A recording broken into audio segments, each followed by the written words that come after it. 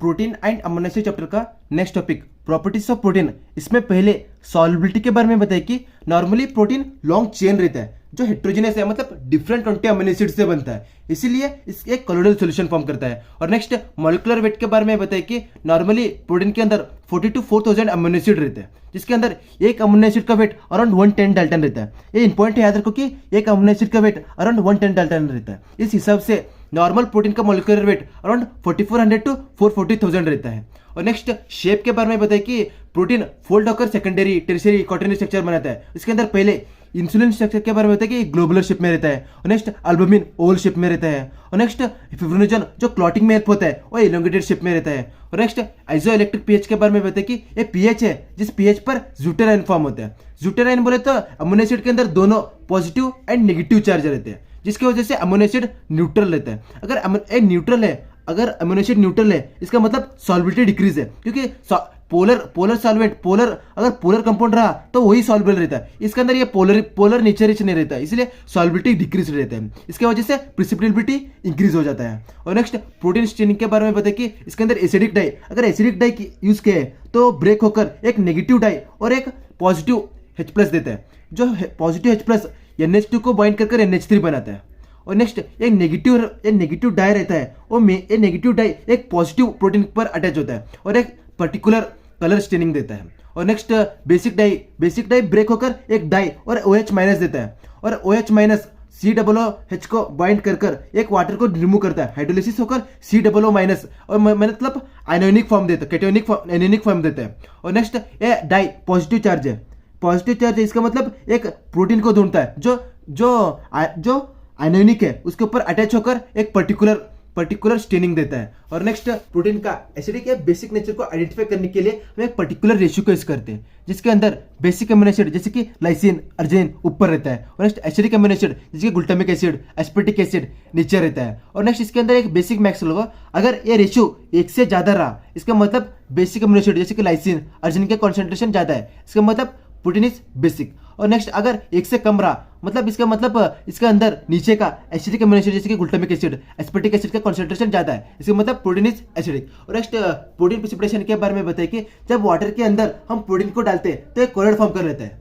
और कोलॉइड का एक प्रॉपर्टी है कि कोलॉइड जो हाइड्रोफोबिक पार्ट है वो इंसर्ट में आ जाता है, और जो हाइड्रोफिलिक पार्ट है जिसके अंदर पोलर नेचर है, मतलब चार्ज कैरिंग है, जो तो COO- NH3+ और सरफेस के ऊपर आ जाता है, और इस चार्ज के वजह से इसके ऊपर वाटर मॉलिक्यूल का अटैचमेंट हो जाता है, बोले तो हाइड्रेशन हो जाता है। इस हाइड्रेशन के वजह से कोलॉइडल पार्टिकल प्रिसिपिटेशन फॉर्म नहीं करता है। नेक्स्ट अगर इस वाटर मॉलिक्यूल को निकाल दिए बोले तो डिहाइड्रेट कर दिए तो ये प्रिसिपिटेशन फॉर्म करता है। और न्यूट्रलाइजेशन मतलब जब COO- NH3+ के वजह से जो सरफेस के ऊपर चार्ज है उस चार्ज को ही खत्म कर दिए तो भी प्रिसिपिटेशन फॉर्म होता है। और नेक्स्ट कर्ड फॉर्मेशन के बारे में बताए कि ये स्लो प्रिसिपिटेशन है मिल्क का। इसके अंदर जब हम मिल्क के अंदर कर्ड डालते हैं तो बैक्टीरिया जैसे कि लैक्टोबैसिलस भी जाता है जो लैक्टिक एसिड को प्रोड्यूस करता है, जो मेनली मिल्क को आइसोइलेक्ट्रिक pH पर ले जाता है, जिसके अंदर किसिन प्रोटीन प्रिसिपिटेशन हो जाता है, उसके वजह से कर्ड फॉर्मेशन हो जाता है। और नेक्स्ट साल्टिंग इन के बारे में बताए कि इसके अंदर ओनली इतना डिफरेंस है कि साल्टिंग इन में हम ज्यादा साल्ट को यूज करते हैं, वही साल्टिंग आउट में ज्यादा साल्ट को यूज करते हैं, वही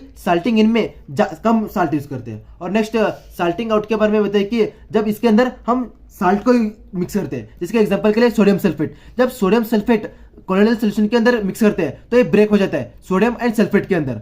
जब जो सरफेस के ऊपर वाटर है, जो कोलोइडल सरफेस के ऊपर वाटर है, जो वो सोडियम का पॉजिटिव और सल्फेट का नेगेटिव को काउंटर करने में बिजी हो जाता है, जिसकी वजह से कोलोइड का सरफेस फ्री हो जाता है और कोलोइड के सरफेस के ऊपर चार्ज कैरिंग रहते हैं, और ये कोलोइडल सरफेस अट्रैक्ट हो जाता है, एक अट्रैक्ट होकर प्रिसिपिटेशन फॉर्म कर लेता है। और नेक्स्ट ये मेनली सीरम प्रोटीन का अल्बुमिन और ग्लोबिन को सेपरेट करने के लिए हेल्प होता है। और नेक्स्ट साल्टिंग इनके बारे में बताए कि इसके अंदर लो अमाउंट में साल्ट को मिक्स करते हैं, जिसके वजह से प्रोटीन का सॉल्युबिलिटी इंक्रीज होता है, क्योंकि इसके अंदर ज्यादा कुछ नहीं होता है, इसके अंदर प्रोटीन का इंटरेक्शन डिमिनिश करता है साल्ट। और next protein precipitation by heavy metal के बारे में बताइए कि इसके अंदर साल्ट को ब्रेक कर सॉल्यूशन के अंदर एक हेवी मेटल लाते हैं। और नेक्स्ट मीडियम अल्कलाइन इसलिए रखते हैं क्योंकि अल्कलाइन मीडियम में OH का कॉन्सेंट्रेशन ज्यादा रहता है, OH माइनस का कॉन्सेंट्रेशन ज्यादा रहने की वजह से अमोनिया एसिड का कार्बोक्सिल के ऊपर अटैच होकर 1 मोल ऑफ वाटर चला जाता है, जिसकी वजह से अमोनिया एसिड के ऊपर एक माइनस चार्ज आ जाता है। ये माइनस चार्ज और हेवी मेटल का पॉजिटिव चार्ज दोनों अट्रैक्ट होकर एक कॉम्प्लेक्स बनाता है, वो हेवी नेचर रहता है जो प्रेसिपिटेट फॉर्मेशन में हेल्प होता है। नेक्स्ट प्रेसिपिटेशन बाय एनिक और अल्कोहल एजेंट के बारे में बताया कि जब प्रोटीन के अंदर एसिड को मिक्स करते हैं तो प्रेसिपिटेट फॉर्म होता है, क्योंकि एसिड ब्रेक होकर एक एनिक फॉर्म और एक H+ देता है, जो H+ प्रोटीन का NH2 पर अटैच होकर NH3+ दे देता है, और पॉजिटिव होने की वजह से एक प्रोटीन कैटेनिक हो जाता है। नेक्स्ट एक कैटेनिक फॉर्म और ये प्रोटीन का एनिक फॉर्म दोनों अट्रैक्ट होकर एक प्रेसिपिटेट फॉर्म कर देते हैं। ये प्रेसिपिटेशन फॉर्मेशन मेनली लेजर फॉर्मेशन के लिए हेल्प होता है। और next precipitation by organic solvent के बारे में बताए कि जब प्रोटीन के अंदर ऑर्गेनिक सॉल्वेंट डालते हैं तो भी प्रेसिपिटेट फॉर्म होता है, क्योंकि जो ऑर्गेनिक सॉल्वेंट रहता है जो प्रोटीन के ऊपर जो भी वाटर मॉलिक्यूल अटैच रहता है उस सभी को ऑब्जर्व कर देता है। ऑब्जर्व करने के बाद प्रोटीन डिहाइड्रेट हो जाता है। डिहाइड्रेट होने की वजह से प्रोटीन के बीच में अट्रैक्शन हो जाता है और प्रेसिपिटेट फॉर्म हो जाता है। और नेक्स्ट यह organic solvent mainly surgical spirit में हो जाता है, क्योंकि जब सर्जरी करते हैं तो हमारे बॉडी के अंदर इन्फेक्शन जा जाते हैं, वो इन्फेक्शन नहीं जाना बोलकर ऑर्गेनिक सॉल्वेंट को डिसइंफेक्शन के जैसे यूज करते हैं, क्योंकि ये प्रोटीन को डिहाइड्रेट कर देता है, डिहाइड्रेट कर प्रेसिपिटेट फॉर्म कर देता है, इसकी वजह से बैक्टीरिया का किल हो जाता है। Next colour reaction of protein के बारे में बताइए कि ये मेनली अमीनो एसिड को आइडेंटिफाई करने के लिए हेल्प होता है। इसके अंदर पहले ब्यूरेट रिएक्शन के बारे में बताइए कि इसका फॉर्मेशन जो इंपॉर्टेंट नहीं है मगर भी समझो, जब दो यूरिया के बीच में 180 डिग्री सेल्सियस पर रिएक्शन होता है तो ब्यूरेट फॉर्म होता है। और नेक्स्ट रिएक्शन के बारे में बताइए कि जब सैंपल को आइडेंटिफाई तो करने का है ना, जब सैंपल को सोडियम हाइड्रोक्साइड एंड 1% कुप्रिक सल्फेट का रिएक्शन कर देते हैं तो वायलेट कलर कॉम्प्लेक्स फॉर्म होता है। अगर प्रोटीन नहीं रहा तो वायलेट कलर कॉम्प्लेक्स नहीं फॉर्म करता है। और ये वायलेट कलर फॉर्मेशन के लिए रीजन यही है, क्योंकि कुप्रिक आयन के ऊपर नाइट्रोजन के एक पार्शियल बॉन्ड फॉर्म होता है। और नेक्स्ट ये ब्यूरेट रिएक्शन के बारे में एक इंपॉर्टेंट पॉइंट याद रखो कि अगर प्रोटीन के अंदर 2 या 2 से ज्यादा पेप्टाइड लिंकेज रहा तो ही ब्यूरेट रिएक्शन दिखाता है।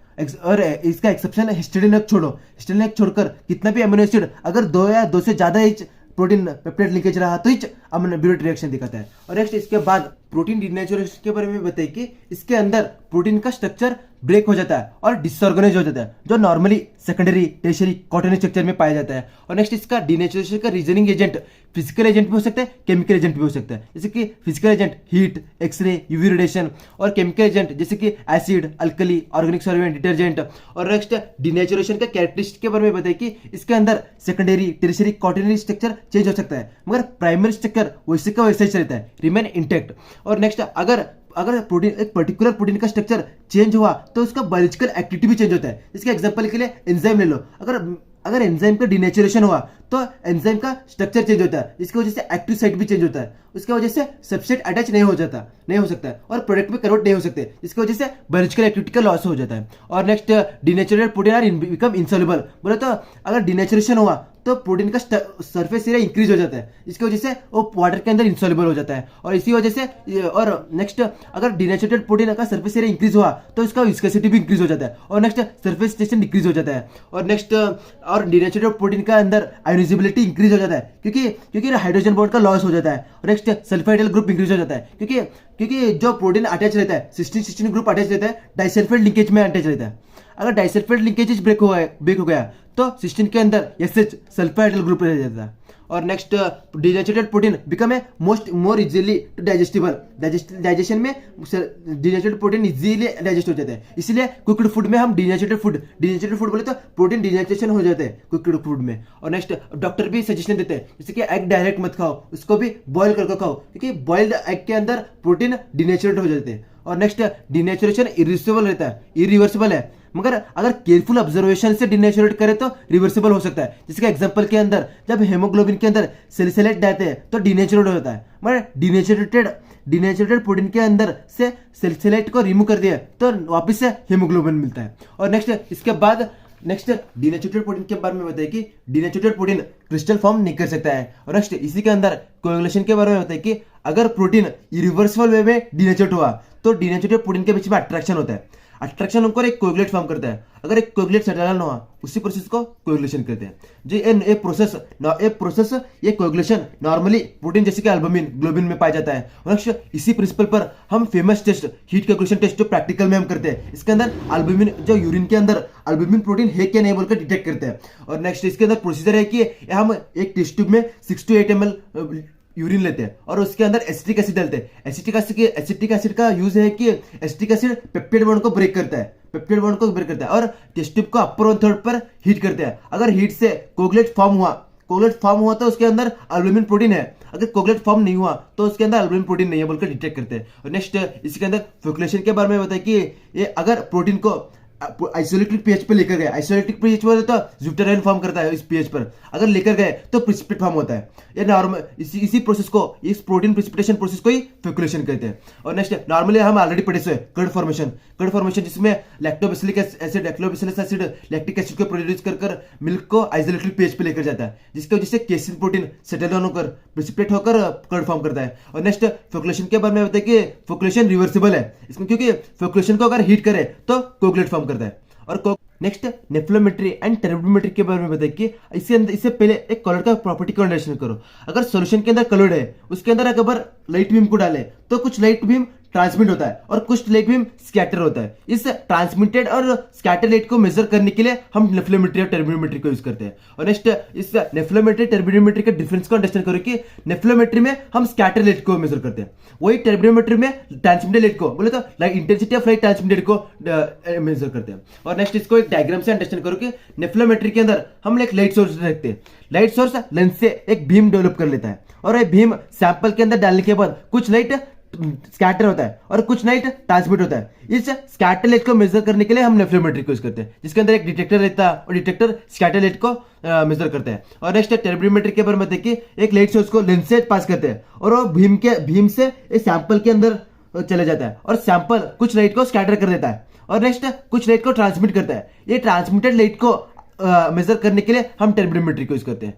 टर्बिडोमीटर में भी एक डिटेक्टर रहता है जो ट्रांसमिटेड लाइट को डिटेक्ट करता है। और नेक्स्ट नेफ्लोमेट्री के बारे में बताया कि ये डायरेक्टली प्रोपोर्शनल टू क्लाउडनेस, इसके अंदर क्लाउडनेस में भी हम मेजर, इनडायरेक्टली हम क्लाउडनेस को भी मेजर कर सकते हैं। और नेक्स्ट कॉमनली नेफ्लोमेट्री इम्यूनोग्लोबिन्स को चेक करने के लिए हेल्प होता है। और नेक्स्ट टर्बिडोमेट्री वैसे ही इमर्जेंट लाइट को मेजर करता है कि जो इधर ऑलरेडी पढ़े से 180 डिग्री में कितना लाइट पास हुआ उसको मेजर करता है। और नेक्स्ट ये नॉर्मली अम्लो टर्बिडोमेट्री को यूज होता है, क्योंकि हमारे बॉडी के अंदर भी प्रोटीन के ऊपर एंटीबॉडी अटैच हो जाते हैं तो प्रिसिपिटेट फॉर्म होता है। इस प्रिसिपिटेशन का क्लाउडनेस चेक करने के लिए भी हम टर्बिडोमेट्री को यूज करते हैं। और नेक्स्ट इसके बाद क्लासिफिकेशन ऑफ प्रोटीन के बारे में बताइए कि प्रोटीन मेनली 3 टाइप में क्लासिफाई किए गए, जैसे कि functional classification based on function, और next based on chemical nature, और एक है जो बेस्ड ऑन न्यूट्रिशन है। इसके अंदर पहले फंक्शनल क्लासिफिकेशन के बारे में बताइए कि प्रोटीन एक पर्टिकुलर फंक्शन में इन्वॉल्व रहता है। जैसे एग्जाम्पल के लिए स्ट्रक्चरल प्रोटीन, इसके अंदर प्रोटीन स्ट्रक्चर में इन्वॉल्व रहता है। जैसे कि एग्जांपल केराटिन जो हेयर के अंदर पाया जाता है। और नेक्स्ट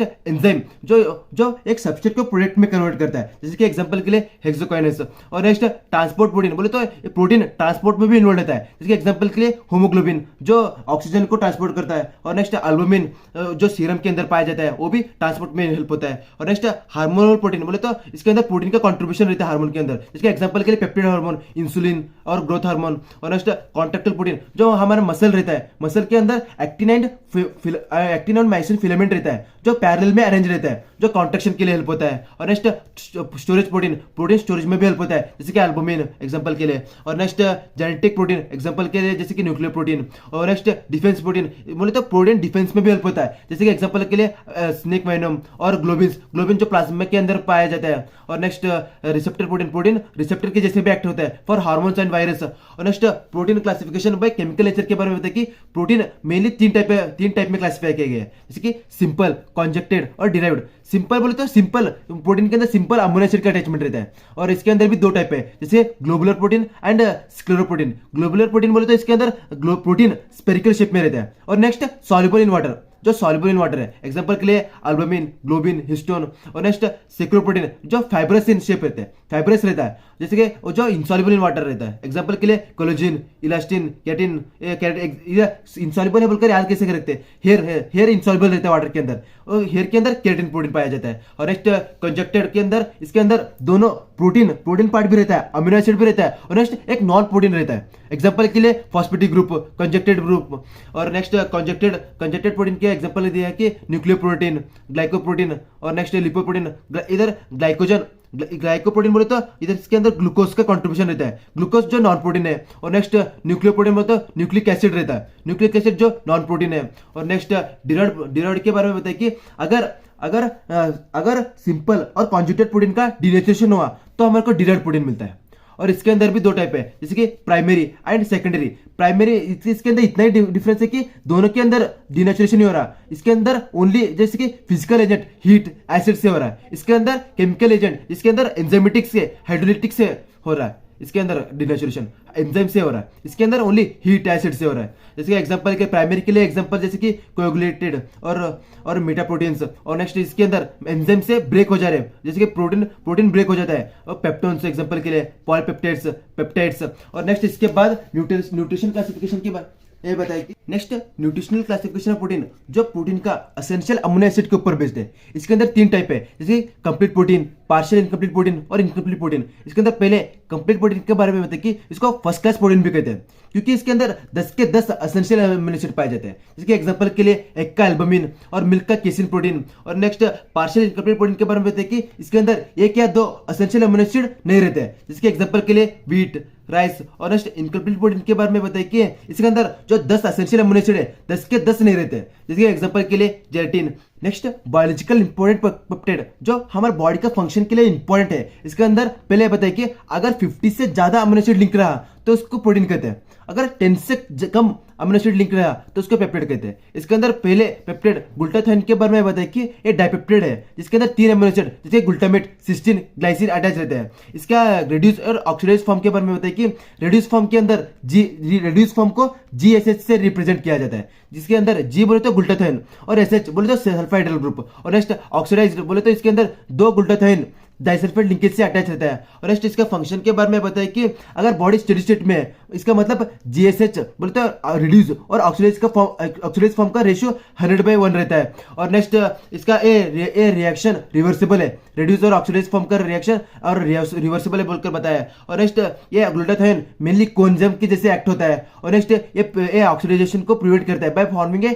डाइसल्फाइड बॉन्ड। और नेक्स्ट एरिथ्रोसाइट के फंक्शन में भी इन्वॉल्व रहता है, क्योंकि ये मेनली ग्लूटाथायोन आरबीसी का स्ट्रक्चर को मेंटेन करने के लिए हेल्प होता है। और नेक्स्ट हेमोग्लोबिन को ऑक्सीडाइज नहीं होना उसके लिए प्रोटेक्ट करता है, क्योंकि जो हेमोग्लोबिन के अंदर फेरस पाया जाता है वो फेरेट में ऑक्सीडाइज हो जाता है, वो नहीं होना बोलकर ग्लूटाथायोन प्रोटेक्ट करता है। और नेक्स्ट ये अमीनो एसिड के ट्रांसपोर्ट में हेल्प होता है बाय मिक्सचर साइकिल। और नेक्स्ट ये डिटॉक्सिफिकेशन में भी हेल्प होता है, क्योंकि जब बॉडी के अंदर टॉक्सिक सब्सटेंस अक्यूमुलेट हो जाता है और ग्लूटाथायोन के साथ रिएक्ट कर मर्क्यूरिक एसिड में कन्वर्ट हो जाता है। और नेक्स्ट टॉक्सिक पेरोक्साइड और फ्री रेडिकल को ब्रेक करने में भी हेल्प होता है, क्योंकि एग्जांपल के लिए ले लो, अगर रेड्यूस फॉर्म रहता है, अगर पेरोक्साइड जैसे कि H2O2 और हमारे बॉडी का हार्मफुल है, जो रेड्यूस फॉर्म ऑफ ग्लूटाथायोन के साथ रिएक्ट कर एक ऑक्सीडाइज फॉर्म और वाटर मॉलिक्यूल में कन्वर्ट हो जाता है। और नेक्स्ट थायरोटोपिन रिलीजिंग हार्मोन के बारे में बताइए कि ये ट्राइपेप्टाइड है, जो हाइपोथैलेमस से रिलीज होकर पिट्यूटरी ग्लैंड पर एक्ट करता है और थायरोटोपिन हार्मोन को रिलीज करता है, जो बॉडी टेम्परेचर और मसल का स्ट्रेंथ के लिए हेल्प होता है। और नेक्स्ट ऑक्सीटोसिन के बारे में बताइए कि